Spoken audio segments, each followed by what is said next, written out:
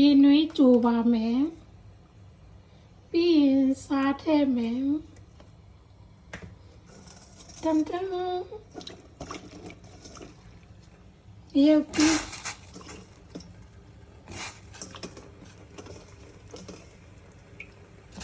ရခိုင်ငါးငပိချက်ချက်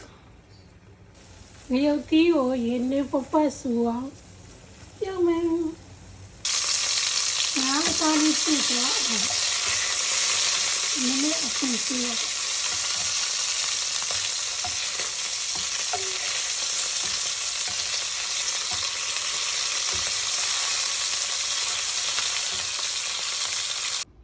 ဘာလဲချောင်းငငပီလေးပါ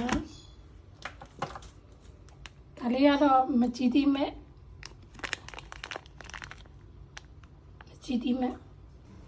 ဒါလေးကငရုတ်သီးစိမ်းကိုအဖြူအစိမ်းနဲ့အနီလေးနည်းနည်းနဲ့ကြိတ်ထားတာပါရှင်းညက်နေအောင်ကြိတ်ထားပါတယ်ဘာလို့လဲဆိုရင်ဒီမှာငရုတ်သီး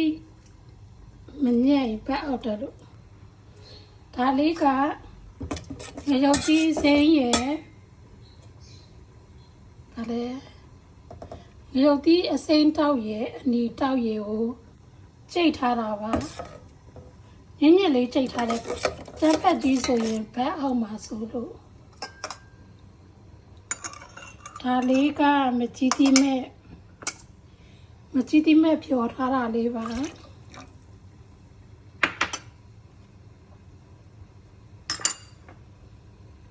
ဒါလေးကမြင်ငပီလေးဖြော်ထားတာလေးပါ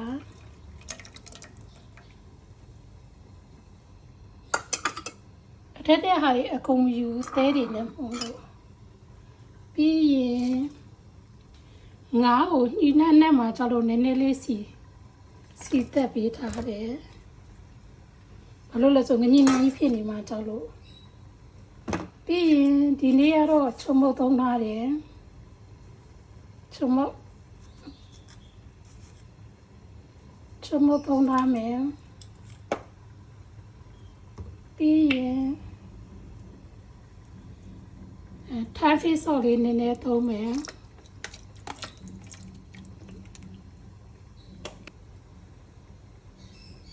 ပြီးရင်စနမုတ်လေးလည်းနည်းနည်းသုံးထားမယ်ပြီးရင်စားထည့်မယ်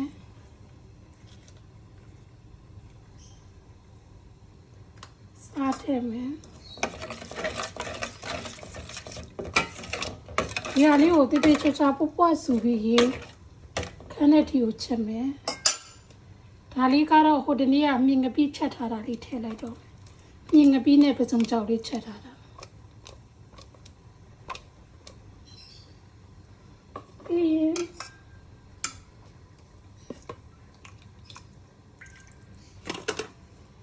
ရေလေးနည်းနည်းထည့်မယ်ကဲပါဝင်ပစ္စည်းတွေအကုန်လုံးဖြစ်ပြီးမွေးမယ်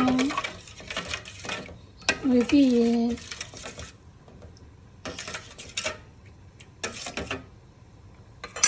ရခိုင်ငါးကပိချက်လေးချက်ပါပြီရှင်ငါးကပိချက်လေးပါရခိုင်ငါးကပိချက်လေးဒါလေးကိုရေမများလေးနဲ့ထည့်ထားတယ်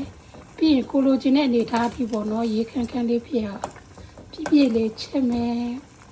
ဒီလိုလူးပွက်နေအောင်ချက်တာလေဥပမာငပိဟိုနေပေါ့နော်ငရုတ်သီးစိမ်းဘက်မနာအောင်လို့ပါ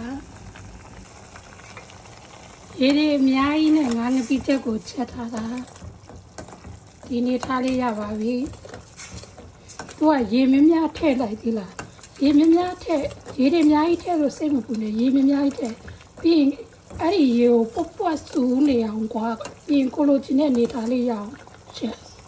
ဘာလို့လဲဆိုရင်အဓိကငရုတ်သီးစက်ကိုချက်တဲ့အတွက်ဟာရေနေပြီးတော့ငရုတ်သီးရေပွက်မဆူရင်ဘိုက်တွေနာမှာဆိုတဲ့အတွက်ရေမများထည့်ပြီးချက်ခဏပါ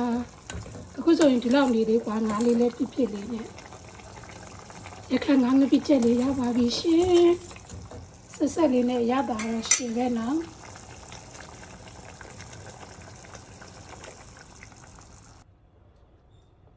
ငါငပိချက်လေးနဲ့ငပိရတိုးစီယ